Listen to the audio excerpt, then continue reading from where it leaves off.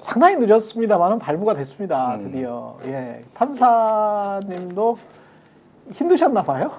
고민이 깊었죠. 체포영장 원래 이렇게 길게 고민 안 하거든요. 이 정도는 아닌데. 체포영장 그냥 발부하든지 뭐 기각하든지 뭐 이렇게 하는데 법원 입장에서도 어쨌든 고심하는 모습을 좀 보여줘야 될 필요성 뭐 이런 것도 있었던 것 같은데 저는 발부될 거라고 봤습니다. 그렇죠. 예. 많은 분들이 발부될 거라고. 구속영장보다 체포영장은 훨씬 기각될 확률이 낮아요. 일단은. 그렇지. 예. 게다가 3번 출석 그리고 검찰까지 포함하면 4번이거든요. 사건이 이첩됐으니까 이 정도면은 안 할 경우에는 법원이 받을 비난이 엄청나죠, 사실은. 그렇죠. 예. 법원도 고민을 많이 했을 거고. 예.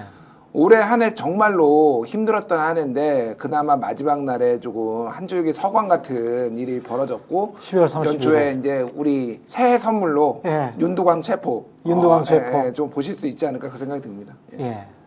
생각을 해보면 이렇게 비유를 할 수 있을 것 같아요. 12월 3일에 이제 계엄이 선포돼서 그날 밤에 우리가 강도가 우리 집에 들어온 거를 다 봤어요. CCTV로도 보고 ENG 카메라로도 보고 다 봐버린 거야. 그리고 난 다음에 강도 부하들 다 체포했고 강도의 주범은 한남동 특정 주소에 있는 거를 다 알아, 전 국민이. 강도 얼굴도 알아. 그런데 체포는 결과적으로는 내년 뭐 한 1월 3일 정도에 한다고 보면 그건 한 달 넘어서 하는 거기 때문에 이게 빠르다라고 보기도 힘들고요. 그 다음에 윤석열 측에서 또 야, 수사권이 없는 공수처에서 체포를 하는 거 체포영장이고 무효다, 원천 무효다 뭐 이런 식으로 나오고 있기 때문에 체포 과정도 조금 사실은 걱정이 되는 측면도 있습니다. 네. 그러니까 이 참 이런 사람이 대한민국의 지도자를 2년 반 넘게 했다는 게 이게 말도 안 되는 겁니다. 그렇죠. 변호사를 선임을 안 했었잖아요. 물론 이제 이제 헌법재판소에서 탄핵 심판 우리는 뭐 변호사 선임을 하든지 말든지 서류 송달된 걸로 치고 간다 이랬더니 이제 뭐 배씨들부터 시작해서 이제 선임을 하긴 했는데 어쨌든 간에 변호사 선임을 안 했던 거 아닙니까? 그 이전까지는. 아, 우린 변호사가 부족합니다. 이 배씨들이 나타나기 전까지는. 네. 배씨성에 이제 두 변호사들이 있어요, 지금. 그분들이 나타나기 전까지는 아, 우리는 변호사가 없어가지고 변호사가 선임이 안 됩니다. 근데 이 체포영장을 이제 청구한다고 하니까 김홍일, 윤갑근 두 사람을 선임을 추가로 하지 않았습니까? 근데 그 두 사람은 이전부터도 법적인 조력을 하던 사람들이에요. 그렇죠. 그 두 사람은 그러니까 선임을 할 수 있었던 거 아닙니까? 그렇죠. 애초에 선임할 수 있었는데 안 하고서는 침대 축구 하다가 예? 그러다가 이제 체포영장 청구하니까 이 두 사람을 선임을 해가지고 이 두 사람 또 체포영장 청구하는데 가가지고 대응하도록 이렇게 한 거 아닙니까? 그러니까 원래도 선임할 수 있었던 사람들인데 그동안 왜 선임 안 했습니까? 그러면 그러니까 본인들이 이 본인이 유리할 때는 그냥 선임할 수 있는 사람을 선임할 수 있도록 하는 것이고 또 그게 필요할 때는 또 선임 안 하고 그냥 침대 축구 하는 거고. 그렇죠. 이 서류 안 받으려고 그렇죠. 안 받으려고 또 선임 못했습니다 이러는 거고 이게 뭐냔 말이죠. 그리고 말씀하신 대로 이 공수처는 수사할 권한이 없어요. 본인이 검찰일 때 과연 그렇게 했을까요?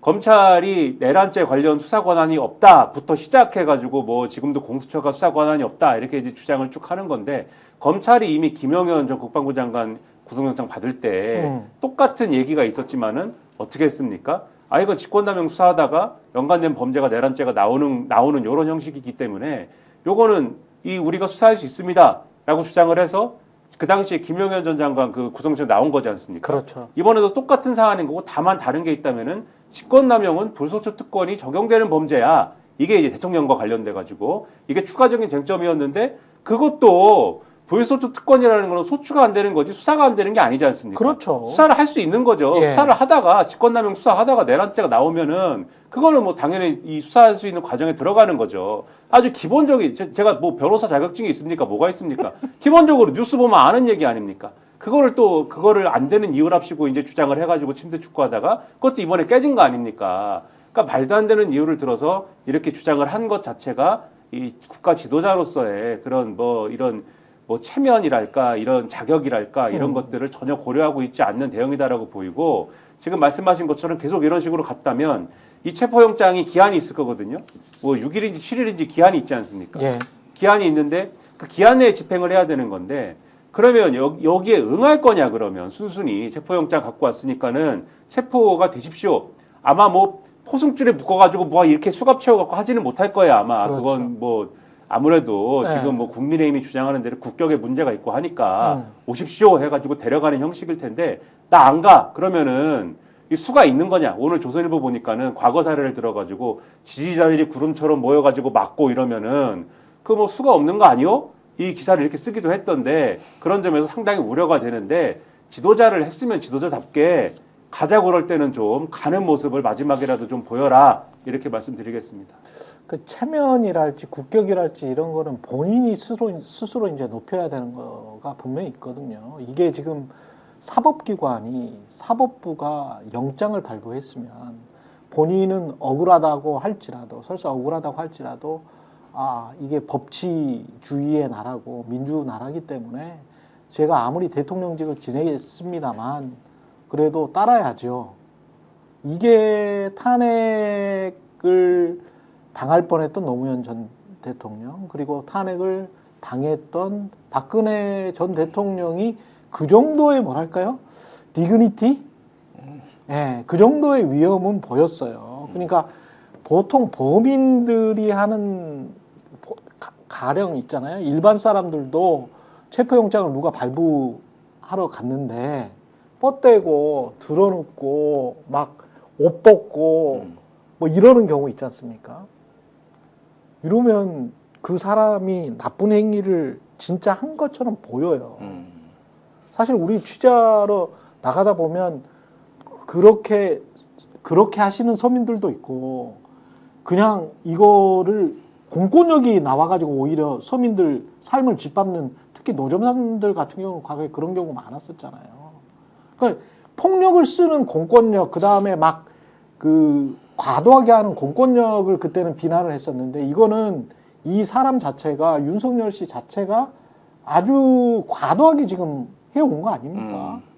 그러면 사람들이 어떻게 보겠어요? 이게 저 사람이 스스로 국격을 높이는구나. 나라의 대통령으로서 한번 해봤으니까 그렇게 생각하겠습니까?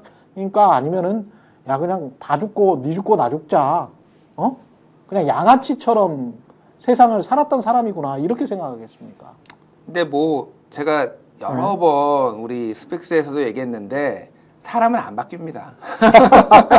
윤석열이 바뀔 사람이었으면은 여기까지 오지도 않았어요, 솔직히. 그러니까 맨날 제가 찌질하다라고 얘기를 하는데 인간 찌질이고 여기에 이제 정치 좀비들이 달라붙어가지고 그렇죠. 지금 서포트를 해주고 있잖아요. 그냥 안 바뀌어요. 안 바뀌니까 엄정하게 법 집행을 그냥 하면 될 것 같고 일주일 내에요. 7일 내로 이제 하게 돼 있으니까 오늘이 화요일이잖아요. 그럼 다음 주 화요일 이제 발부되기 전까지 하면 되니까 저는 빠르면은 이제 목요일, 수요일은 1월 1일이니까 이제 집행을 안 할 것 같고 목금 아니면은 다음 주 초가 될 것 같아요. 제 느낌은. 그럴 수도 있죠. 예, 다음 주 초 월요일쯤에 아마 이거 집행하지 않을까. 7, 8일 이렇게 될 수도 있겠죠. 그렇게 좀 예상을 하고요. 스픽스는 말하는 언론입니다. 대세는 유튜브, 그중에서 스픽스.